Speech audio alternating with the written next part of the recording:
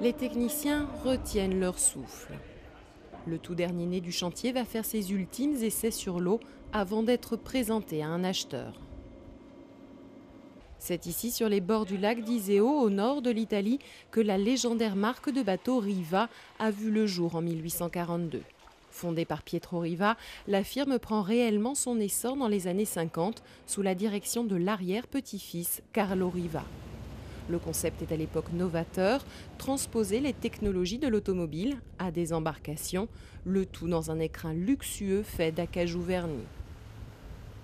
Rapidement, les Riva deviennent l'image de marque de Venise et des ports jet-set de Monaco, Saint-Tropez ou Portofino.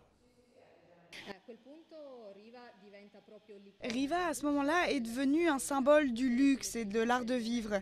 Toutes les célébrités de l'époque voulaient un Riva, de Brigitte Bardot avec le Florida à l'Aquarama du roi Hussein de Jordanie. Sofia Loren aussi en possédait un. La liste serait trop longue à donner. Aujourd'hui, la gamme s'est largement diversifiée et le bois a petit à petit laissé place à la résine et à la fibre de verre. Mais le souci du détail et le panache sont toujours là. 60 à 80 bateaux seulement sortent des usines chaque année.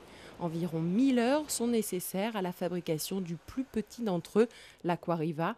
Chaque modèle possède sa propre équipe de techniciens entièrement dédiée à sa conception.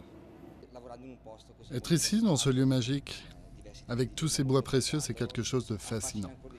Aussi bien pour ceux qui travaillent là que pour ceux qui contemplent ces bateaux. Clients des Émirats, d'Amérique latine, mais aussi et surtout français, monégasques et italiens qui représentent 40% des ventes. Ils sont seulement une poignée à pouvoir s'offrir le rêve, compté de 500 000 à 12 millions d'euros pour les plus grands yachts de 35 mètres.